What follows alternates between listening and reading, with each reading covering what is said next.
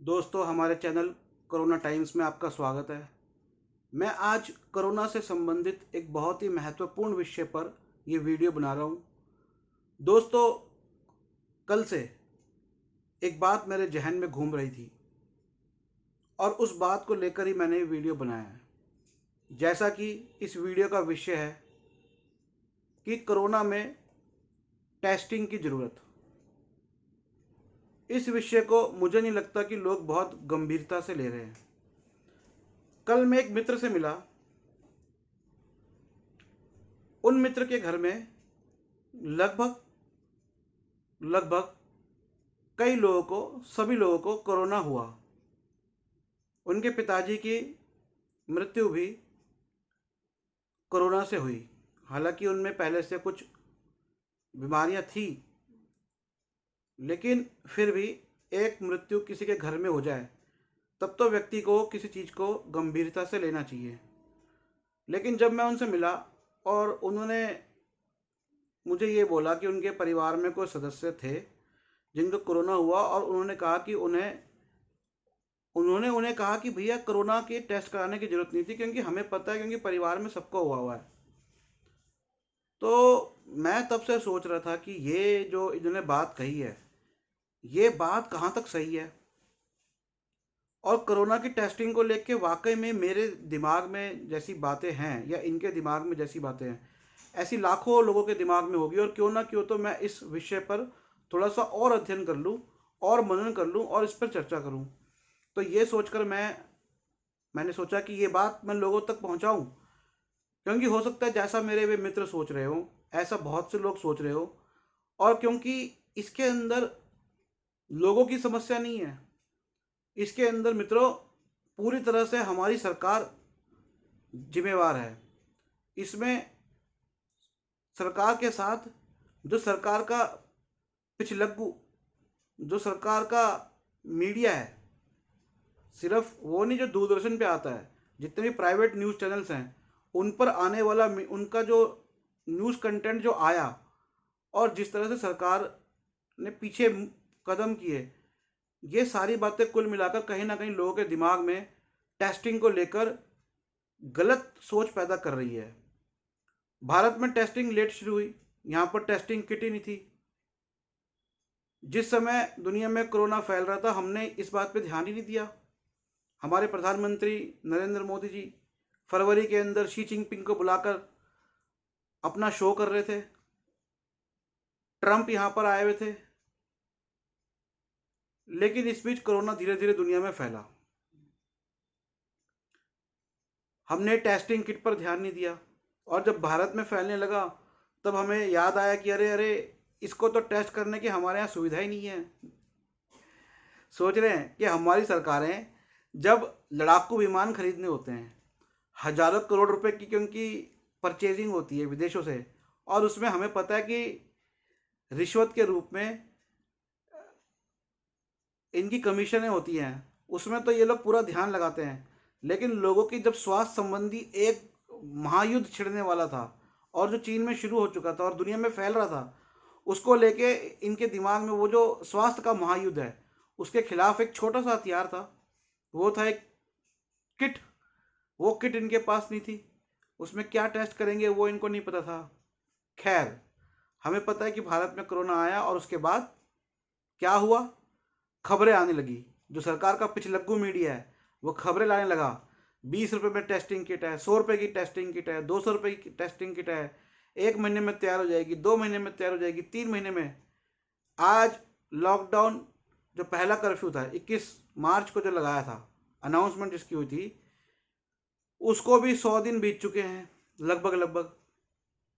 अभी तक कुछ समझ नहीं आया कि कौन सी टेस्टिंग किट भारत की है और कौन सी बाहर की है। उसके बाद बड़े सारे लोग, जैसे दिल्ली के मुख्यमंत्री शोर मचाते रहे, अरे टेस्टिंग किट, टेस्ट होने चाहिए, टेस्ट होने चाहिए। वैसे मुख्यमंत्री बैक फुट पे आ गए। तीसरा, फिर पता लगा जी हमारे यहाँ पे टेस्टिंग किट, इतने लाख टेस्टिंग किट आ रही है, इतने लाख। अरे 137 करोड़ जनसंख्या, पहले तो क्लियर कर दो, 137 करोड़। जिस वर्ल्ड मीटर को देख के कोरोना के रिकॉर्ड बताती है मीडिया, वो भी झूठ बोलती है, सही नहीं बोलती, गलत तथ्य बताती है। बताती है लेकिन गलत तथ्य है। 130 करोड़, 137 करोड़ से ऊपर हम जल्दी, मैं आपको बता दूं, खुशखबरी दे दूं कि हम जल्दी 140 और उससे जल्दी 150 करोड़ भी हो जाएंगे। तो उन आने वाले समय में 140 करोड़ लोगों के लिए 4 या 5 लाख किट हमारे यहाँ आई। अनाउंसमेंट हुई कि पुणे में किट बन रही है, यहाँ बन रही है, वहाँ बन रही है। उन किट्स को मेरे को नहीं लगता कि अभी तक कुछ पता लगा। और जो किट आई, और मैंने अपने एक मित्र से इटली में पूछा, तो इटली में उसका लगभग लगभग जो टेस्ट 3,000 यहाँ के हिसाब से लगभग लगभग 3-1 हज़ार में जो हो रहा था, अंडर में हो रहा था, वो यहाँ पर 4500 रुपये में शुरू हुआ। खुली छूट, खुली लूट। उसके बाद सुप्रीम कोर्ट ने कहा कि नहीं, कोरोना का टेस्ट होगा, उसके कोई पैसे नहीं लगेंगे। उसमें सरकार ने कुछ क्लियर नहीं किया कि सरकारी में भी नहीं लगेंगे और प्राइवेट में भी नहीं लगेंगे। लोग टेस्ट के पैसे देने लगे, 4500 रुपये।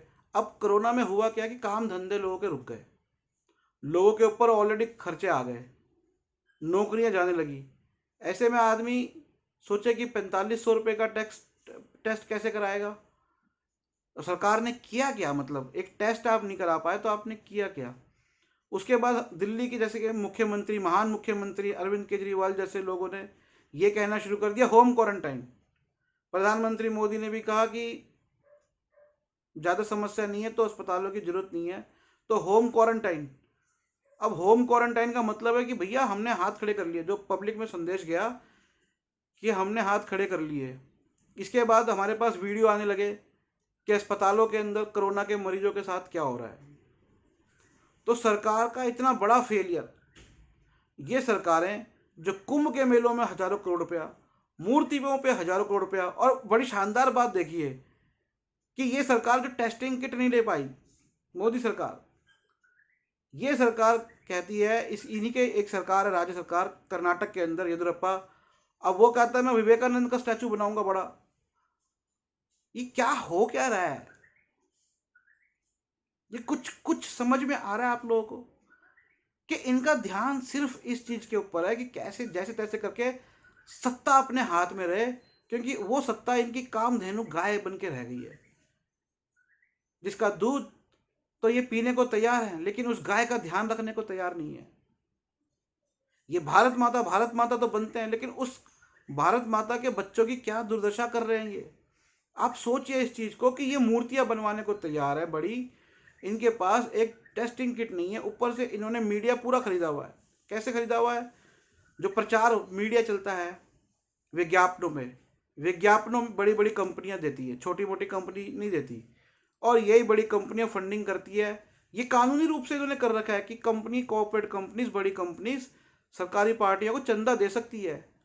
और ये बात एक तथ्य है कि जब ईस्ट इंडिया कंपनी थी भारत में, तो ईस्ट इंडिया कंपनी ने यहाँ के रजवाड़ों को खरीदने के लिए कमीशन देनी, उनको ब्राइब देनी, रिश्वत देनी शुरू करी थी। और ये इतिहास इनको पता है, और ये अपने आप को उस समय के भारत माता के लालों से जोड़ते हैं जो उस ईस्ट इंडिया कंपनी के खिलाफ लड़ रहे थे। लेकिन पॉलिसी ये पूरी ईस्ट इंडिया कंपनी वाली अपनाए हुए हैं। ये खुद आज वो रजवाड़े बने हुए हैं जो किसी समय ईस्ट इंडिया कंपनी से रिश्वत लेते थे। तो चुनाव लड़ने के लिए इनके पास कोई धन की कमी नहीं होती, क्योंकि बड़ी कंपनियां इनको चुनाव लड़ने के लिए पैसे देती है, और फिर ये उन बड़ी कंपनियों के लिए काम करते हैं। और इनके जो चैनल हैं, वो चैनल इस प्रकार से ये कंट्रोल, नियंत्रित करते हैं। आपकी कॉन्स्टिट्यूंसी में, हर कॉन्स्टिट्यूंसी में जब चुनाव होता है तो 20, 30, 50 उम्मीदवार होते हैं। बता दीजिए किसी बड़े चैनल पर उन 50 उम्मीदवारों की चर्चा होती हो या कोई स्क्रूटनी होती हो एक चैनल पे। एक दिल्ली का चैनल दिल्ली आज तक है, दिल्ली में जो विधानसभा क्षेत्र होते हैं सिर्फ बड़ी पार्टियों की चर्चा होती है, क्योंकि विज्ञापन आते हैं उन्हीं कंपनियों से जो कंपनियां इन पार्टियों को पैसा देती है, क्योंकि ये पार्टियां उनकी नीति के हिसाब से चलती है। तो सरकार का कोई ध्यान नहीं है लोगों पर, चाहे वो केंद्र की सरकार हो चाहे वो राज्य की सरकार हो। तो अब कुल मिला के हुआ क्या, देश के अंदर संदेश क्या गया। देश में सबसे पहले संदेश गया कि जब दुनिया में कोरोना फैल रहा था, मोदी जी का ध्यान अमेरिका की तरफ था। अमेरिका का शो, उनको यहाँ पर एक ट्रम्प का शो करवाना था, उसका मतलब केंद्र सरकारों का ध्यान नहीं था। फरवरी के अंदर चुनाव हुए, उनका ध्यान चुनाव पे था। दिल्ली में सांप्रदायिक दंगे हो रहे थे, दिल्ली के चुनावों में जीतना था, दिल्ली को सांप्रदायिक बनाना था जिससे कि बीजेपी चुनाव जीत सके। मिस्टर केजरीवाल का ध्यान कहाँ था? मैं तो बस सब्सिडियाँ दे दूँ जिससे कि चुनाव जीत सकूँ। और 6 साल तक बोलते रहे कि भैया स्वास्थ्य व्यवस्था बहुत अच्छी कर दी है, स्वास्थ्य व्यवस्था बहुत अच्छी कर दिया, हुआ कुछ नहीं। मैंने एक वीडियो और बनाया हुआ है यही अरविंद केजरीवाल पर कि ये जो स्वास्थ्य सेवा है 6 साल तक कहते रहे स्वास्थ्य सेवा अच्छी कर दी है, वो भी आप हमारे चैनल कोरोना टाइम्स पे देख सकते हो। अब दूसरी बात क्या हुई, जब कोरोना आया तो विदेश से लोग आ रहे थे, उनकी क्या स्क्रीनिंग करी गई, क्या टेस्टिंग करी गई, कोई रिकॉर्ड नहीं है। विदेश से लोग मोदी सरकार लाती रही क्योंकि उससे राजस्व आ रहा था। इनको तो बस एक चीज़ चाहिए, राजस्व। डीजल पेट्रोल के दाम बढ़ा दो, कोयला बेच दो, जो कोयला हमारे संसाधन है जिसको हमने अब तक बचा के रखा गया उसको भी बेच दो। अब तो ये लोग इसरो भी बेच रहे हैं, उसमें प्राइवेटाइजेशन लेके आ रहे हैं, रेलवे को प्राइवेटाइज कर रहे हैं। दोस्तों कोरोना काल के अंदर भी अगर किसी की रोजी रोटी चल रही है तो वो है सरकारी कर्मचारी की। लेकिन अगर प्राइवेटाइजेशन होगा, और जो लोग सिर्फ एक बात पे प्राइवेटाइजेशन चाहते हैं कि इससे आरक्षण नहीं होगा, तो वो लोग ये बात ध्यान रखो, प्राइवेटाइजेशन की मार सब पे पड़ेगी।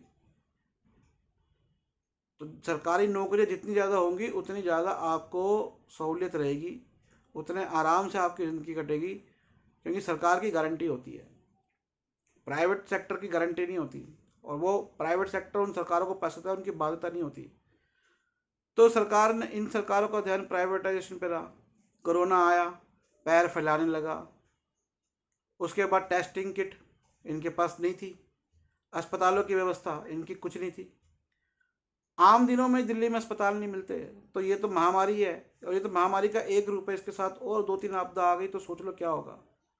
उसके बाद इनकी अर्थव्यवस्था 3 या 4 दिनों में, जो इन्होंने बड़ा लॉकडाउन किया 14-15 दिन का, उसके 3 या 4 दिनों बाद ही इन्होंने प्रधानमंत्री फंड बना दिया। अब प्रधानमंत्री फंड पे जब प्रश्न उठे तो इन्होंने राजीव गांधी का कोई फंड पहले का बता दिया, को राजीव गांधी में ट्रांसफर। अरे भैया, तुम जब पहले जो फंड बने उसके बाद तुम्हारी सरकार, मोदी सरकार भी बैठी रही, तुम क्या करते थे? तब तक तुम्हें वो फंड नजर नहीं आया। इन्होंने वो बात कर दी कि चोर चोर मुसरे भाई होते हैं, कि हम भी चोर है तो वो भी चोर थे। इन्होंने खुद अपनी चोरी मान ली, क्योंकि इन्होंने कह दिया कि कांग्रेस ने चुराए पैसे, इन्होंने कह दिया कांग्रेस ने गलत किया है। तो क्या इन्होंने ये माना कि हमने गलत किया था? तो वो एक फंड भी इनका बना, और ऐसा फंड बना कि लोगों को टेस्टिंग किट भी नहीं प्रोवाइड हो पा रही। रेलवे में इनकी एक जिम्मेवारी बन रही थी कि जिन श्रमिकों से ये कमाई करते हैं और उनका राजस्व लेते हैं, उनको ये लेके नहीं जा पाए। हमारे श्रमिक रोड पे मरते रहे, एक्सीडेंट में मर गए, इससे उनको कोरोना और फैला। अगर ये पहले से 3 महीने तक भी, 3 महीने 50 दिन तक, लगभग 50 दिन तक भी इनके पास कोई प्लानिंग ही नहीं थी कि श्रमिकों को कैसे लेके जाएंगे, और ऊपर से इनके चैनल सिर्फ लीता पोती करते रहे। फिर उसके बाद जब ये पूरी तरह से फेल हो गए तो इन्होंने होम क्वारंटाइन का कॉन्सेप्ट लेकर आ गए, और इस तरह से अब लोगों के अंदर कोई किट नहीं है, कोई अस्पताल नहीं है, काम धंधे चौपट हो गए। तो कुल मिलाकर जब व्यवस्था एकदम पूरी चौपट हो गई तो लोगों के दिमाग में क्या आया, अरे यार कौन टेस्ट कराएगा? अगर रेट कम भी हो गया तो ये क्लियर नहीं है कि वो रेट कम क्यों हो गए। और जब सुप्रीम कोर्ट ने एक बार निर्देश दे दिया है, ये राजनीतिक पार्टियां जो एक दूसरे पर लांछन लगाती है कि इसने सुप्रीम कोर्ट की अवमानना करी, इसने सुप्रीम कोर्ट की अवमानना करी। अब जब सुप्रीम कोर्ट ने ऑर्डर दे दिए थे कि फ्री टेस्टिंग होगी, तो उसके विरुद्ध टेस्टिंग के पैसे क्यों लिए जा रहे हैं? अब मैं मेन बात पे आता हूँ कि टेस्टिंग को लेके सरकार ने ये जो काम किया, इसकी वजह से जो है ना, जो सरकार का फेलियर, तो लोगों में जो संदेश गया है कि भैया टेस्टिंग नहीं होनी चाहिए, ये एक गंभीर समस्या बन जाएगी भविष्य में। अभी तो 5 लाख पार हुए हैं केस भारत में, और दुनिया में हो चुके हैं आज 1 करोड़। जिस दिन मैं वीडियो बना रहा हूँ 1 करोड़ पार हो चुके हैं।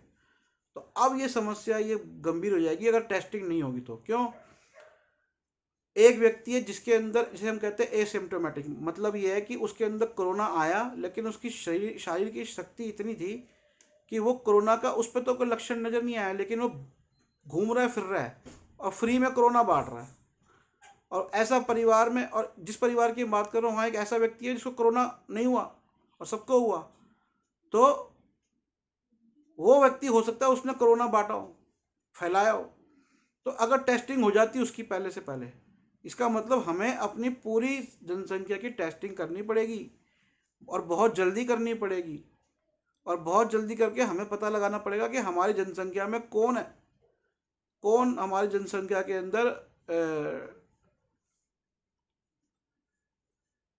कोरोना पॉजिटिव है और कौन नहीं है, ताकि हम जो पॉजिटिव है उनको एक तरफ कर सके, क्वारंटाइन कर सके। ऐसी तो हम जल्दी से इसको रोकेंगे, जैसे ताइवान ने किया है, जैसे कोरिया ने किया है। उन्होंने क्या किया, उन्होंने टेस्टिंग बढ़ा दी और खूब टेस्टिंग करके उन लोगों को एक तरफ कर दिया जिनको कोरोना पॉजिटिव निकला, और बाकी जनसंख्या को अलग कर दिया। तो ये काम करना पड़ेगा। यहाँ पे दो बातें मैं और कहना चाहूँगा कि भारतीय मीडिया और बीजेपी और बाद में अरविंद केजरीवाल ने भी कहीं ना कहीं इस बात पे ध्यान दिया कि भैया जमात जमात ने फैलाया कोरोना। जैसे मान लो अमेरिका में जमात बैठी थी, न्यूजीलैंड में जमात बैठी थी, इंग्लैंड में जमात बैठी थी। इन्होंने तो देश में आग लगाने का काम भी किया, पूरे देश में अंदर गंदा माहौल फैला दिया।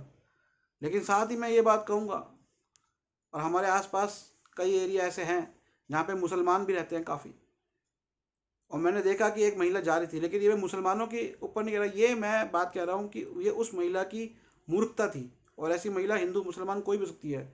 वो महिला जा रही थी, उसने हिजाब पहना हुआ था और ऐसे करके उसने हिजाब, और साथ में उसका 3-4 वर्ष का बच्चा चल रहा था, 5 वर्ष का होगा, और बच्चे के मास्क नहीं था। तो ये क्या आपको अपने बच्चे का ध्यान नहीं है? बच्चों के मास्क क्यों नहीं है? और हरियाणा में जब मास्क कंपलसरी है, दिल्ली में जब इतना कोरोना फैल रहा है, दिल्ली में मास्क पे अरविंद केजरीवाल ने जुर्माना क्यों नहीं लगाया, दंड क्यों नहीं रखा? आज मैं देख रहा हूँ कि लोग बिना मास्क के घूम रहे हैं दिल्ली के अंदर, जबकि दिल्ली अगला कैपिटल, दिल्ली ना केवल इंडिया का कैपिटल बनेगा कोरोना का, जिस हिसाब से फैल रहा है, दिल्ली दुनिया का कैपिटल बन जाएगा। इतने केस यहाँ पर हो जाएंगे। दिल्ली के स्वास्थ्य मंत्री का तो बहुत अच्छी सेवाओं सुविधा में हो गया, दिल्ली के लोगों का कुछ नहीं होता। और बाकी इंडिया के अंदर उत्तर प्रदेश की बात आते हैं, 20-22 करोड़ पॉपुलेशन है और इतने कम केस कैसे हैं? टेस्टिंग ही नहीं हो रही, क्योंकि शिक्षक निकल रहे हैं फर्जी शिक्षक। तो यही काम हुआ है पिछले साल, कुछ सालों के अंदर। मैं कुछ साल पहले गया था गोरखपुर, लुम्बिनी, वहाँ पता लगा लुम्बिनी के आसपास, लुम्बिनी नेपाल में, लुम्बिनी के आसपास के क्षेत्र के लोग, जो इंडिया का क्षेत्र है गोरखपुर वाले, वो लोग आँख बनवाने के लिए नेपाल के हॉस्पिटल में जाते थे, क्योंकि वहाँ पे फ्री में आँख बनती थी और बढ़िया बनती थी। तो ये क्या है, आपका इतना बड़ा राज्य है, गैंगेटिक प्लेन है आपके पास, खेती होती है, एक एक आलीशान महलों वाले बड़े बड़े व्यापारी वहाँ बैठे हुए हैं, लेकिन आपके यहाँ पे एक अस्पताल की फैसिलिटी ढंग से नहीं है। इतने कम केस क्यों आ रहे हैं आपके यहाँ पर? इस पर जवाबदेही होनी चाहिए ना। जब इतने लोग गए हैं यूपी में, इतने कम केस क्यों आ रहे हैं? एक गोवा की सरकार ले लो, वो 2 महीने पहले कह रहे थे हमने तो कोरोना फ्री कर दिया, अब पता लगा वहाँ पर 1,500 मरीज हैं। वो बीजेपी की सरकार है वहाँ। कांग्रेस वाले वहाँ पर कह रहे थे राजस्थान में अब यहाँ कोरोना कम है, भीलवाड़ा में कम है, या कोई नहीं है, और केस निकल के आ रहा है, क्योंकि आपने टेस्टिंग ही नहीं कर रही। आप टेस्टिंग करो, जब तक टेस्टिंग नहीं करोगे तब तक पता ही नहीं चलेगा कि कौन किसको अलग करना है, किसको नहीं करना। इसको रोकोगे कैसे, ये बताओ? ये एक इंसान से दूसरे इंसान में इसको बिना टेस्टिंग के कैसे रोकोगे? और फ्री करो टेस्टिंग। जब सुप्रीम कोर्ट के ऑर्डर है, आप कहते हो supreme court is the supreme, तो उसका कोर्ट का ऑर्डर का आप खुद अब मानना क्यों कर रहे हो, ये बताओ? तो ये मेरा वीडियो था टेस्टिंग के महत्वता के ऊपर।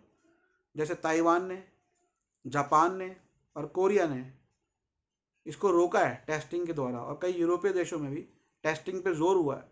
अमेरिका में भी बहुत ज़्यादा टेस्टिंग हो रही, तभी वहाँ इतने केस आ रहे हैं। तो आपके केस ही नहीं पता, इसका मतलब आपके यहाँ पे व्यक्ति हैं कोरोना वाले, संक्रमित हैं, या तो वो अपने घरों में बैठे हुए हैं या हल्के बुखार में घूम रहे। एक 24 वर्षीय व्यक्ति की दिल्ली में भी मौत हो गई है, और 14 दिन से उसकी तबीयत खराब थी। अब पता नहीं उसके पास पैसा था नहीं था टेस्टिंग का, और एक डर बैठा दिया क्वारंटीन सेंटरों का। जिस हिसाब से आई है क्वारंटीन सेंटर ढंग के नहीं है, वहाँ पे आप एक टॉयलेट, अच्छे टॉयलेट की फैसिलिटी नहीं है, खाना ढंग से नहीं है। उसके बाद यूपी सरकार तो और भी महान निकली, क्वारंटीन सेंटर में कैमरा नहीं रखोगे। अरे भाई क्यों नहीं रखोगे? राइट टू इन्फॉर्मेशन है कि नहीं है? मैं आज़ाद हूँ। अब आपने मेरे को क्वारंटाइन किया तो मेरी राइट टू फ्रीडम जो मेरे को संविधान देता है वो मेरी फ्रीडम ख़त्म हो गई क्या? तो मेरी राइट टू फ्रीडम के अंदर मेरी आज़ादी की आपने आज़ाद करवाया भारत, और आप मेरे को ये आज़ादी नहीं दे रहे कि जहाँ पर आप मेरे को लेके जा रहे हो, मैंने कोई अपराध नहीं किया, मेरे को शारीरिक अवस्था में जहाँ आप लेके जा रहे हो मैं वहाँ का फोटो वीडियो ले लूँ, वहाँ के बारे में लोगों को बताऊँ नहीं बताऊँ? आपने तो पूरा संविधान ही चौपट कर दिया, आज़ादी का कॉन्सेप्ट ही चौपट कर दिया योगी सरकार ने तो। अस्पतालों में जगह जगह लिखा हुआ है कैमरा अलाउड नहीं, कैमरा अलाउड। क्यों अलाउड नहीं है भैया? सरकारी अस्पताल हो चाहे प्राइवेट अस्पताल हो, एक मरीज का ये अधिकार बनता है, अगर वो गलत करे तो आप उसको गलत बोलो, लेकिन उसका अधिकार बनता है क्या सुविधा उसे दी जा रही है वो बना के उस वीडियो डाले। आप खुद जाके अमेरिका में जाके इलाज कराते हो, आप खुद बढ़िया बढ़िया सुविधाएं लेते हो, तो उसका अधिकार नहीं है क्या? क्योंकि आप सत्ता में बैठे हो तो आपका अधिकार है, और वो सत्ता में नहीं है तो उसका अधिकार नहीं है क्या? ये बात आपको सोचने की है। तो टेस्टिंग बढ़ाइए, खास करके उत्तर प्रदेश टेस्टिंग बढ़ाइए, बिहार टेस्टिंग बढ़ाइए, आपके यहाँ पे अप्रवासी मजदूर गए हैं, आप लोग टेस्टिंग बढ़ाइए, पश्चिम बंगाल टेस्टिंग बढ़ाइए, और दिल्ली में मिस्टर केजरीवाल टेस्टिंग बढ़ाइए। आप तो आईआईटी से हो, पढ़े लिखे हो, आपको पढ़ा लिखा देख देख कर समझ कर ही लोगों ने दिया। आप क्या कह रहे हो? होम क्वारंटाइन, गत्ते वाले बेड, कहाँ है आपकी सुविधाएं? 6 साल में क्या किया आपने? तो दोस्तों, टेस्टिंग बहुत इंपॉर्टेंट है, सरकारों पर जोर डालें, चुपचाप ना बैठें। चुपचाप बैठोगे, अगर अपनी बात नहीं रखोगे तो सरकार भी चुप होके बैठी रहेगी। तो कृपया ये अपने दिमाग से, लोगों से अनुरोध है जिनके पास, अगर सरकार नहीं भी कर रही तो अगर आपको समस्या है तो टेस्टिंग कराएं, पता तो लगेगा। घर में ये तो नहीं होगा कि एक व्यक्ति से बाकी 10 लोगों को हो गया। धन्यवाद।